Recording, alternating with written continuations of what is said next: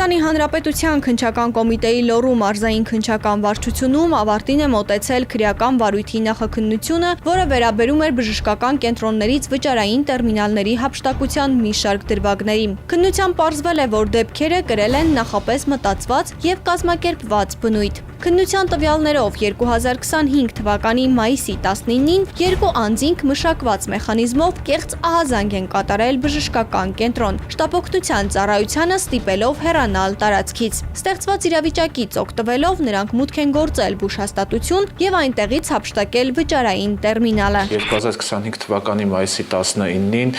Սպիտակ քաղաքի բնակչուհու կողմից ներկայացվել է առավելության ցանքի մասին պատշաճ հաղորդում այն մասին, որ ինքնությունը չպասված անձինք ապօրինի մուտք են գործել Սպիտակի բժշկական կենտրոն Փակ բաժնետիրական ընկերություն եւ այնտեղից բացահայտ հափշտակել են վճարային տերմինալ, որի մեջ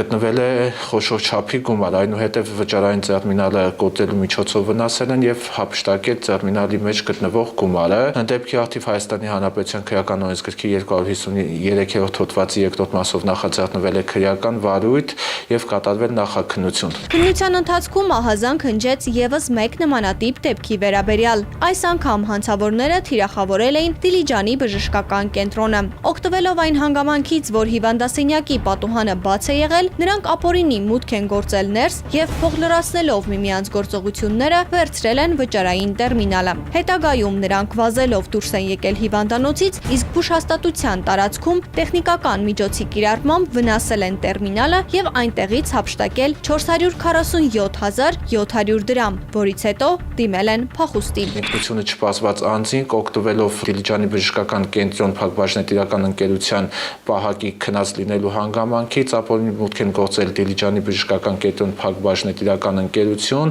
եւ այնտեղից գաղտնի հափշտակել են վճարային տերմինալ, որի մեջ արկա է եղել 1,439,000 դրամ գումար։ Այնուհետև վճարային տերմինալը տեղափոխել են որոշակի տարածություն հեռավորության վրա եւ տերմինալը վնասելու միջոցով հափշտակել են տերմինալի մեջ գտնվող գումարը։ Ընդհանուր երկու վճարային տերմինալից միասին հափշտակվել է շուրջ 3 միլիոն եւ ավելի դրամ գումար։ Պարզվեց, որ նշված հանցավոր երկու դեպքերով էլ գործով անցնում է մի անձ, ով ավելի վաղ հայտնվել էր վարույթն իրականացնող մարմնի տեսադաշտում, մեկ այլ զենքի գործադրմամբ ավազակություն կատարելու դեպքի առթիվ։ Նշված քրեական վարույթի նախաքննության ընթացքում անձի նկատմամբ հայտարարված էր հետախուզում։ Դեռևս 2025 թվականի մարտի 14-ից հանցանք կատարած անձանցից մեկը, մեկ այլ,